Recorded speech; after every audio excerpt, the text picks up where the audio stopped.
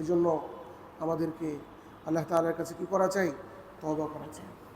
আর বান্দার হক সম্বলিত যদি কোনো গুনাহ থেকে থাকে রিলেটেড, তাহলে সেটা তো অবশ্যই বান্দার কাছ থেকে আগে ক্ষমা নিতে হবে।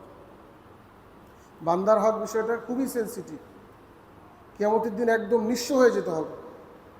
রাসূল সাল্লাল্লাহু আলাইহি সাল্লাম একবার সাহাবায়ে কেরামকে উদ্দেশ্য করে বলেন, হাল তাদরুনা মানিল মুফলিস, তোমরা কি জানো সবচেয়ে নিঃস্ব ব্যক্তিকে? সাহাবায়ে কেরাম বললেন, আল মুফলিসু ফিনা মান লা দিনার লাহু ওয়া লা দিরহাম।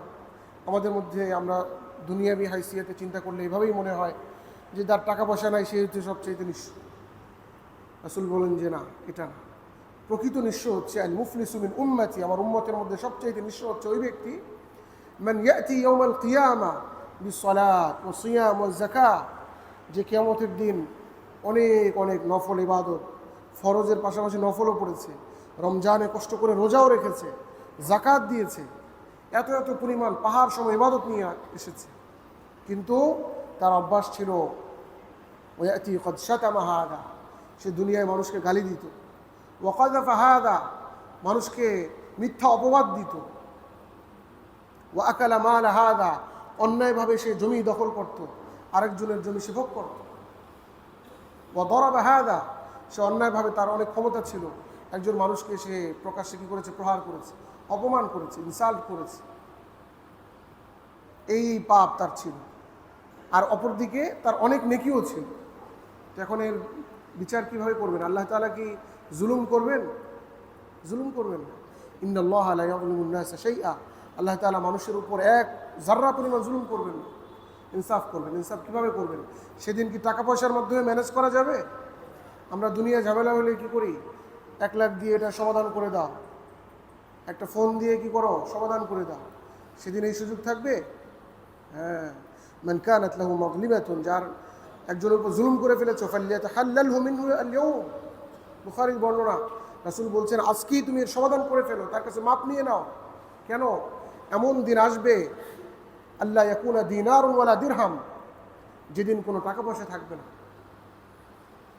সেদিন বিনিময় হবে কিসের বিনিময়? এই যে কষ্ট করে রোজা রেখেছে, এই যে ফজরের সময় উঠে ফজরের নামাজটা পড়েছে, কষ্ট করে যাকাত দিয়েছে, এই দামি দামি আমলগুলোর মাধ্যমে কী হবে? সেদিন বিনিময় হবে। আপনার পাওনাদাররা সেদিন আসবে, যাদের সাথে আপনি অবিচার করেছেন, জুলুম করেছেন, অপমান করেছেন, কষ্ট দিয়েছেন, এরা আসবে তাকে তাদের পাওনা চাওয়ার জন্য। আল্লাহ তাআলা ফায়ুতা হাযা মিন হাসানাতিহি, আপনার যে নেক আমল আছে এই নেক আমল থেকে ওই ব্যক্তিদেরকে দেওয়া হবে। এখন যদি এরকম হয় যে তাদেরকে দিতে দিতে আপনার নেক আমল শেষ, পাওনাদার শেষ হয় নাই, আপনার অভ্যাস ছিল মানুষকে কষ্ট দেওয়া, তখন ফাইন ফানিয়াত হাসানাতুহু ক্বাবলা আন ইউকদা মা আলাইহি, তার উপর যেই মানুষের পাওনা ছিল এগুলো দেওয়ার আগে তার নেক আমল শেষ, নেক আমল দিয়ে এখন সে এটা পূর্ণ করতে পারছে না, তখন উখিযা মিন খাতায়াহুম, এই পাওনাদারদের যে গুনাহ আছে এই গুনাহগুলো তুরিহাত আলাইহি, ওই ব্যক্তির কাঁধে দেওয়া হবে, সুম্মা উলকিয়া ফিন্নার, এরপর তাকে জাহান্নামে নিক্ষেপ করা হবে। কত বড় ভয়াবহ কথা!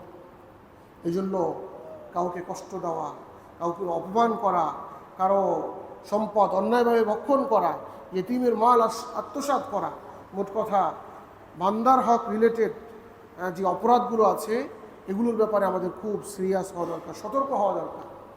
কারণ এগুলো থাকলে আমার আমলে কোনো কাজ হবে না, 5 ওয়াক্ত নামাজ, রোজা, এগুলো কোনো কাজে আসবে না। সব দামি দামি আমল সেদিন তারা নিয়ে যাবে, তখন আমি নিঃস্ব হয়ে যাব, আমাকে কোথায় নিক্ষেপ করা হবে? জাহান্নামে নিক্ষেপ করা হবে।